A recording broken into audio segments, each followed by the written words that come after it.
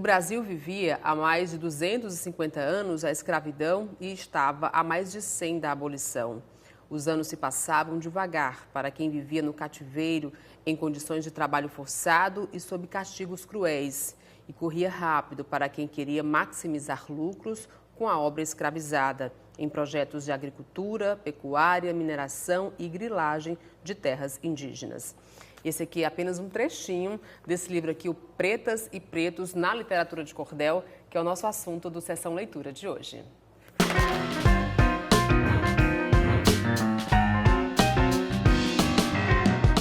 E o Sessão Leitura de hoje tem o prazer de receber Alberto Perdigão, escritor e jornalista, que escreveu esse livro, né? Pretas e Pretos na Literatura de Cordel. Perdigão, um prazer recebê-lo aqui no Sessão de Leitura de hoje. Do que a gente vai tratar nesse livro aqui? Ô, Dani, primeiro, muito legal estar aqui com você, né? A Dani é uma velha e boa amiga, mais boa do que velha. Mas que bom! E é com muito gosto que eu venho falar dessa produção. É uma produção acadêmica. Esse livro é o mais recente livro de uma pesquisa que eu realizo sobre o folheto de política da literatura de cordel.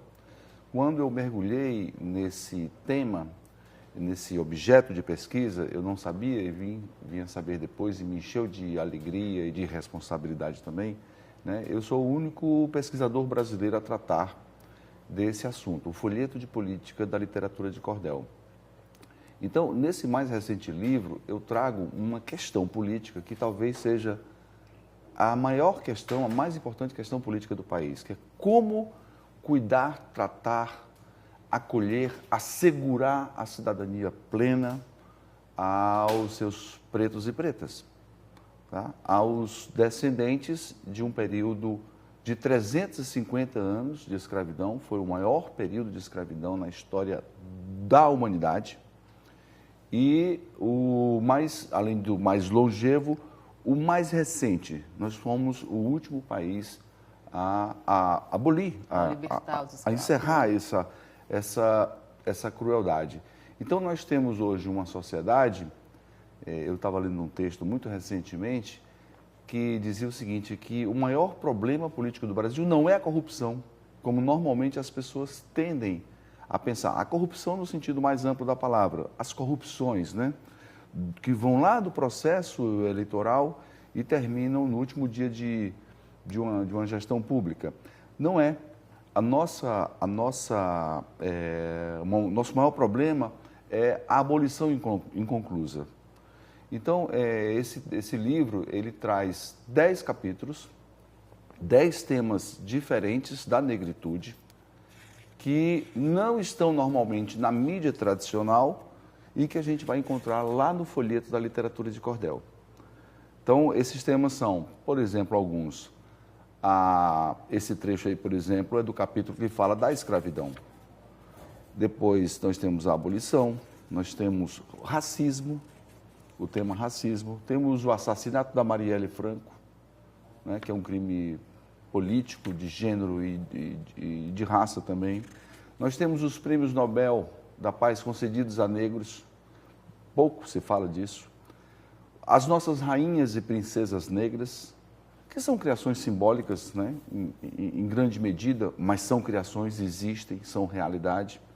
Os nossos heróis, os heróis esquecidos e os heróis que estão no panteão da pátria, em Brasília, como o Zumbi dos Palmares, o nosso cearense, o Francisco José do Nascimento, Dragão do Mar. Guerreiros negros. O Brasil teve a participação do negro muito decisiva, muito forte, massiva, em vários conflitos em que ele se envolveu, internos e externos, como a Guerra do Paraguai, como a Revolução Farroupilha, a participação decisiva de negros. Eram os que iam para o front, eram os que morriam mais e morriam primeiro. Mas era quem, no confronto, assegurava a vitória para o Brasil. Então, esses são esses alguns dos temas que estão no livro. Para cada tema, eu uso autores atuais, autores que a gente chama decoloniais, são autores que têm uma percepção de realidade a partir de seu contexto, e não a partir de um contexto branco e europeu.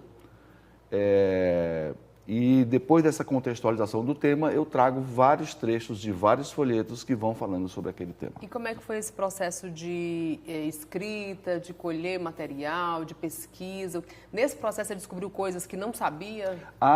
Eu descobri uma coisa muito importante. O quê? Que eu fui criado branco. Independente da cor da minha pele, isso eu acho que vale para você e vale para quem nos assiste agora. Independente da cor da pele da gente, só existe um modelo de educação no Brasil, que é a educação branca.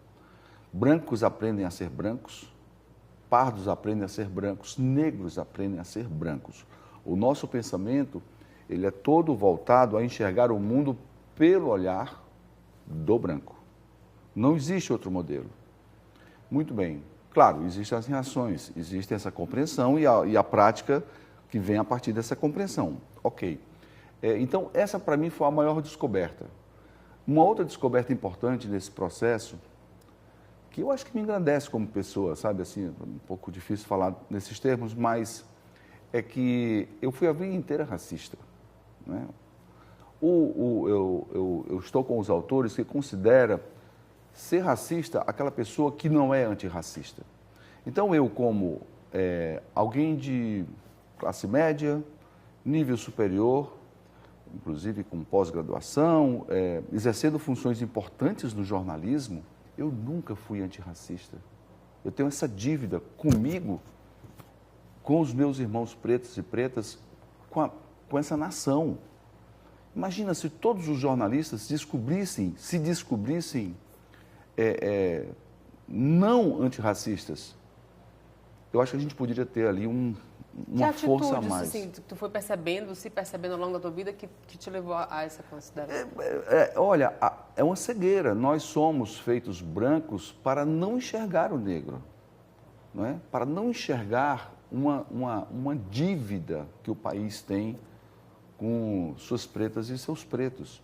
Simplesmente, o problema não existe, isso é o que está lá no nosso inconsciente, isso é o que está lá no departamento mais interno da nossa ideologia, da maneira como a gente se porta no mundo, politicamente. A gente não enxerga as questões da negritude, essas questões que o livro traz, porque simplesmente a negritude não existe. Como pode haver o problema de algo que não existe? Então, nós colocamos em vigor a Lei Áurea, promovemos o que a historiografia chamou de abolição, mas, nesse momento, passamos uma borracha num país que, à época, já era predominantemente negro e continua sendo. Estou naquela perspectiva de incluir pardos e negros. Né? Nós não somos um país branco.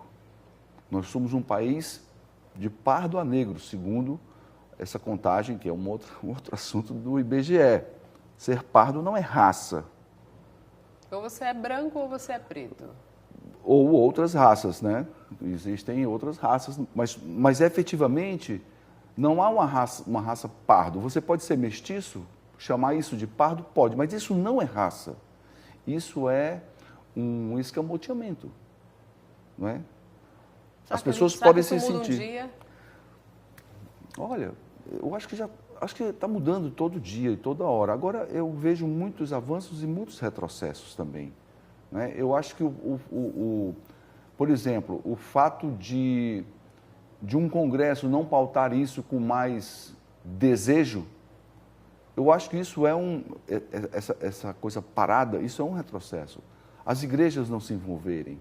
Só em estar parado, isso pode significar um retrocesso. Seria uma omissão, né? É uma omissão, porque o tempo vai correndo e os problemas vão se mantendo.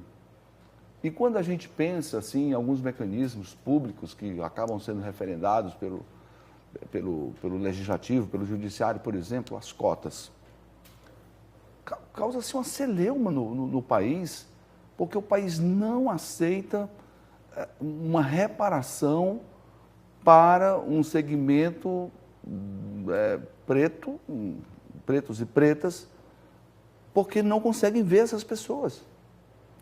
pretos e pretas e suas questões são invisibilizadas. Quando são vistas, são descredibilizadas. E então nós vivemos uma questão muito séria no Brasil. A injustiça segue aí, né? A desigualdade e a injustiça. Não há nenhum índice social no Brasil, nenhum, que ao receber um corte por raça, quando você vai e separa só o índice de pretos e pretas, que não seja mais grave, que não seja pior. E se você quiser incluir o pardo também, quase sempre vai ser, ali vai estar o pior índice. Então nós temos um problema. E nós não vemos esse problema. Esse livro está discutindo quase como uma... Eu sei que eu não sou o único autor, e eu não sou um autor da negritude, eu sou um autor da folccomunicação. Eu estudo, não é a negritude, eu estudo o folheto de cordel. Mas existem muitas obras, é verdade. Mas, por exemplo, se você olhar os livros dos seus filhos que estão em idade escolar, eu imagino que no fundamental, isso, você vai ver nesse livro os mesmos erros de abordagem a que você também foi submetida e que a sua mãe foi submetida. Então, por exemplo, o nosso livro didático, ele não muda, ele continua contando uma história de que uma princesa de olhos azuis, ela tinha os olhos azuis mesmo, a Isabel, filha do Pedro, uma princesa foi lá e com a caneta dourada assinou uma lei e libertou todo mundo. E deu liberdade para pretas e pretos. Isso não é uma história de princesa, isso é uma história de luta, isso tem um contexto social, econômico, político, que o livro apaga de tal maneira que, apagando toda essa luta, os conflitos que encaminharam o país para a abolição, está apagando a participação do negro. Uhum. Então o negro não luta, o negro não sofre, o negro não existe. Esse livro já é mais uma maneira também de mostrar o contrário disso, né? Ah, sim, como eu falei, é um estudo da folccomunicação, é do folheto de cordel, é de como o poeta repórter, né? Como o poeta do cordel conta essas histórias, que são ou não contadas ou mal contadas pela mídia, pelo livro didático, por documentos oficiais, inclusive. Então, assim, esse é o foco. Mas, ao final do livro, há uma grande possibilidade de o leitor se reposicionar, certo? De fazer como você mesmo se reposicionou, como aconteceu né? comigo, como aconteceu exato. Como aconteceu comigo. Então, assim, é uma possibilidade muito grande. E eu até complemento. Eu tenho falado para professores. Os professores no Brasil vivem um problema muito, muito grave, muito sério. Eles têm a obrigação de colocar na sala de aula, de acordo com o que prevê a Lei 10.639 de 2003, eles têm que colocar na sala de aula conteúdos africanos e afro-brasileiros. Agora, como é que isso acontece? Alguém faz lá a lei entra em vigor e, de repente, no estalar de dedos, as escolas mudam. Como que as escolas mudam? As escolas foram feitas no pensamento branco. Os professores que estão na escola, os diretores das escolas, foram feitos brancos. Eles pensam como branco, não é uma lei que muda isso. O que muda isso é uma lei importante, claro, porque regulamenta ali, tem um parâmetro institucional, jurídico do Estado para a sociedade. Mas isso depende de um processo que eu não sei quanto tempo levaria. E esse processo, ele deveria se fundamentar numa coisa, no desejo. Nós não desejamos mudar o Brasil em relação à segregação racial, à desigualdade social, à injustiça social que nós cometemos com negros. Então, não é fácil. Com esse livro, os professores têm 10 temas para refletir, consigo próprios, ou com os alunos, ou em grupos de professores, com a direção e tal. Eles têm um material teórico, vamos chamar assim, e em seguida eles têm vários trechos de várias poesias que eles podem usar na sala de aula. Entendi. Perdigão, e quem se interessou, quem quiser ler, como é que faz para encontrar esse livro? Pretas e Pretos na literatura de cordel. Olha, Dani, a minha pesquisa, ela é meio quixotiana, digamos assim. Eu não pesquiso com bolsa de estudo e eu não publico, eu não edito o livro com edital. É tudo muito assim. Na raça, né? Eu tenho que tirar do meu lazer ou de alguma outra coisa e eu me divirto muito em fazer esses livros, mas assim, é do meu orçamento que sai o financiamento do projeto. Então eu vendo individualmente. Algumas livrarias em Fortaleza, 2 livrarias e algumas outras, poucas no Brasil, vendem o livro. Mas o melhor caminho, inclusive com preço de autor, é ir direto comigo. Rede social? Pela rede social? Eu vou dar aqui o meu telefone, não tem problema. Não, pode dar. E também o meu Instagram. O Instagram é @falaperdigão. Não tem o tio, Perdigal. @falaperdigão. E o meu telefone é 85, que é o código de Fortaleza, 99989-8639. Interessou, falou, pagou, manda deixar. Tá ótimo, sem então. custo. Não tem problema. Eu vou pedir só um intervalinho e a sessão de leitura volta em 1 minutinho. Não saia daí.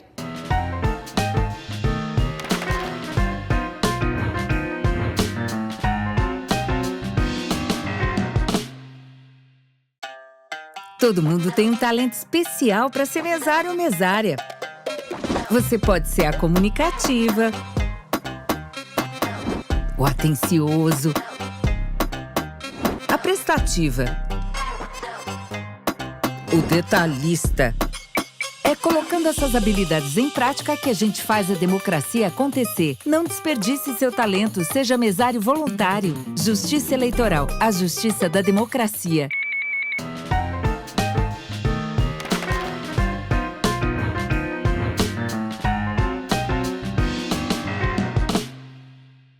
Sessão de leitura de volta, aqui com meu amigo, jornalista e escritor Alberto Perdigão. Agora a gente vai abordar esse livro aqui, ó, Política e Literatura de Cordel, o folheto como mídia informativa, alternativa, popular e contra-hegemônica.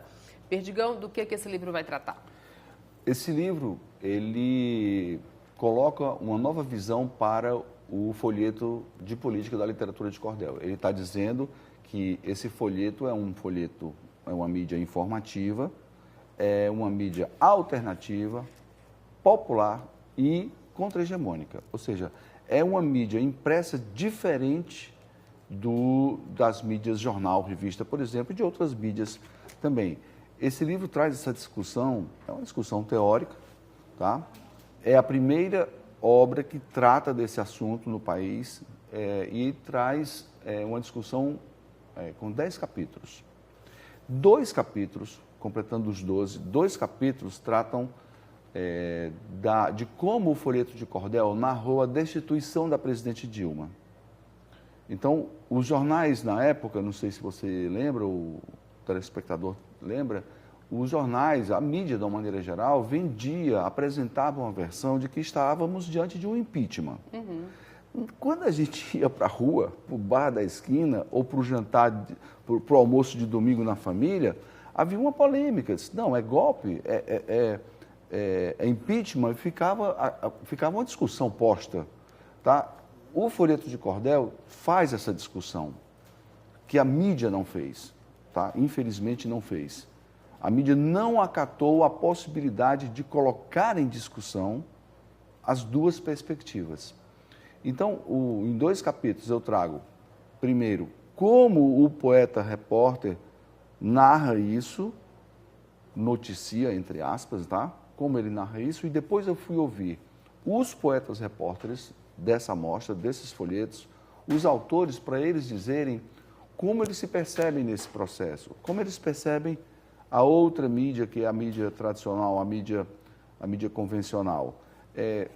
Questões desse tipo. Então, o livro fala disso. E no final eu coloco na íntegra os 8 folhetos com que eu trabalhei, foram folhetos que foram publicados no Ceará. Aí, mais uma vez, você está trazendo aqui a literatura de cordel. Como é que está hoje a literatura de cordel?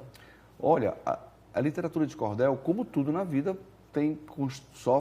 passa por constantes mudanças. Mas é preciso dizer algumas coisas. Primeiro, em setembro de 2018, a literatura de cordel e a estilogravura, que normalmente acompanha na capa, né, os folhetos, ela foi inscrita no livro do Instituto do Patrimônio Histórico Nacional, o livro dos bens imateriais.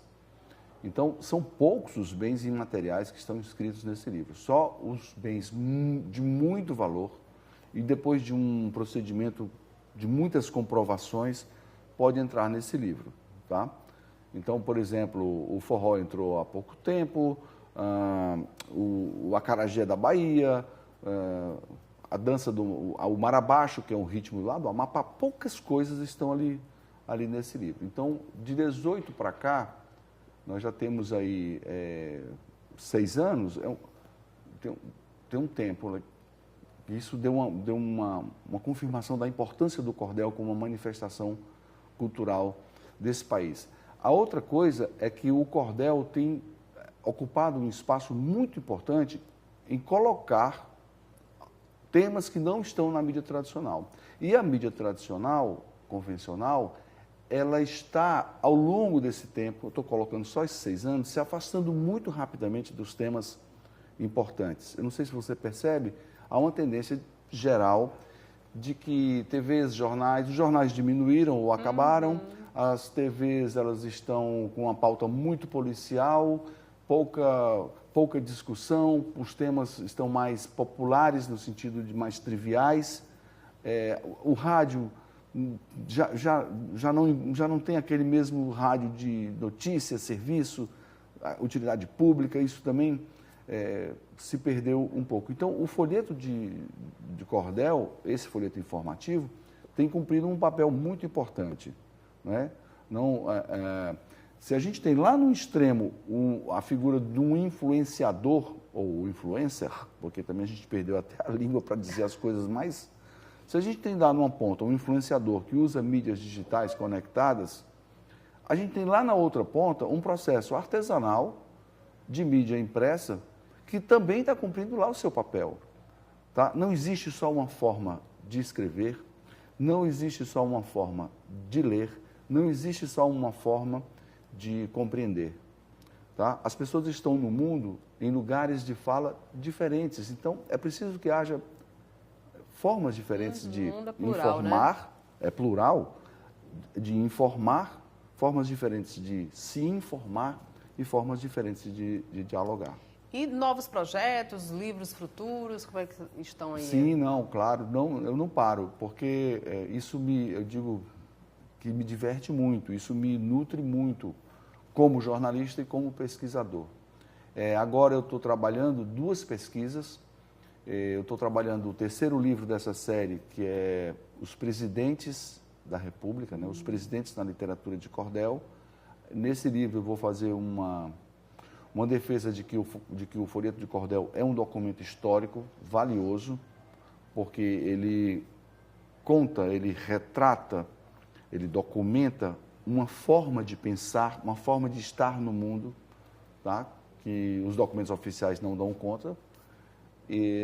Mas essa pesquisa dos presidentes, eu tive que parar um pouco, porque eu fui provocado por uma revista a escrever um artigo sobre o Belchior, o rapaz latino-americano na literatura de cordel.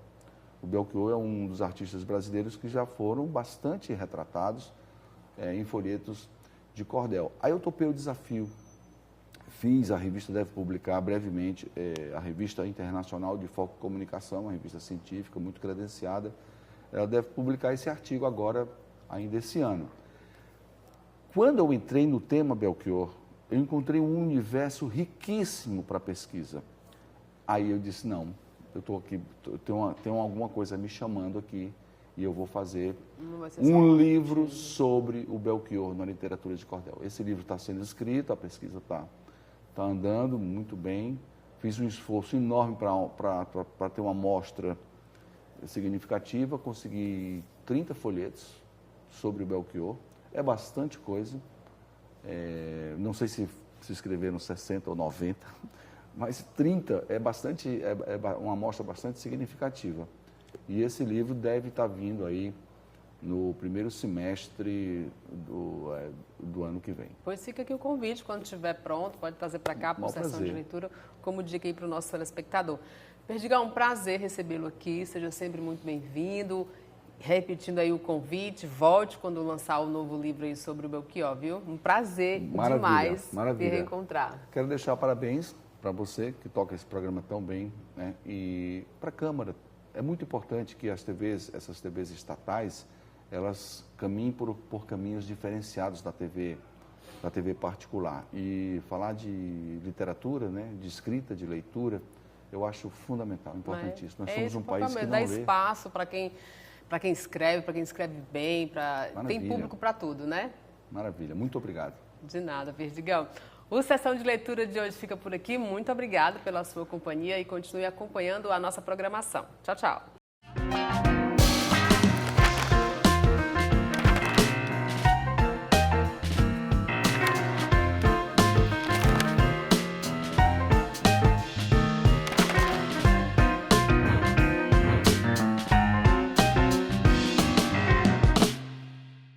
TV Câmara Fortaleza, a fortaleza da nossa cidade é você.